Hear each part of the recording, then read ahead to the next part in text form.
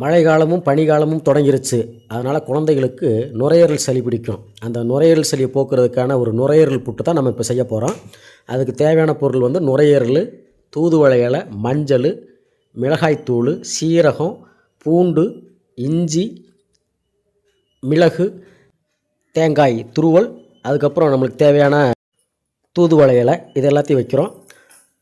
நுரையீரலை ஒரு தடவைக்கு 3 தடவை நல்லா கழுவி எடுத்துகிட்டு மஞ்சள், மிளகாய்த்தூள், தேவையான அளவுக்கு உப்பு எல்லாத்தையும் போட்டு பிசைஞ்சு எடுத்து நம்ம இட்லி வேக வைக்கிற மாதிரி இட்லி சட்டியில் வேக வச்சு எடுக்க போகிறோம். ஒரு புது விதமாக இருக்கும். ஆனால் உண்மையிலே வந்து இது அருமையான ஒரு அருமருந்து.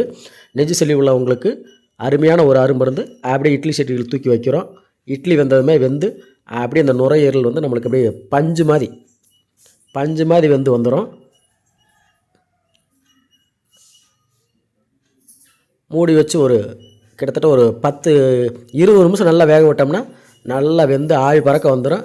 எடுத்து பார்த்தோம்னா அப்படியே பஞ்சுமே இருக்கும். இது வந்து எப்பேற்பட்ட சளியாக இருந்தாலும் சரி, எத்தனை நாள் சளியாக இருந்தாலும் சரி, இதை சாப்பிட்ட ஒரு நாள்லேயே வந்து அந்த சளியை வந்து கரைச்சி எடுத்து வெளியே கொண்டு வந்துடும். ஒரு அற்புதமான மருந்து. எல்லோரும் சாப்பிடலாம். சின்ன குழந்தைகளுக்கு மிக மிக ஒரு அருமையான மருந்து. எப்பவும் போல் அதிகமாக எண்ணெய் சேர்க்காமல் அளவான எண்ணெய் சேர்த்து கடுகு, கருவேப்பிலை, பச்சை மிளகாய், ஒரு 6 சின்ன வெங்காயம் எல்லாத்தையும் போட்டு பொன்னிறமாக வறுத்து எடுக்கணும்.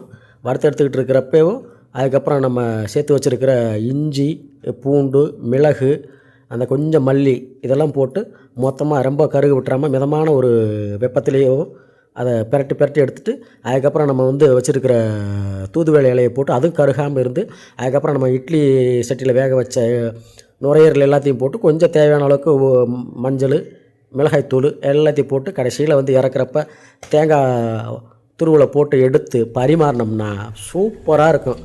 குழந்தைகள் நெஞ்சு சளியை போக்குறதுக்கு ஒரு அருமையான அருமருந்து. வீட்டிலேயும் முயற்சி செஞ்சு பாருங்கள். சிறப்பான பலன் தரும். குழந்தைகளா எப்படி இருக்குது?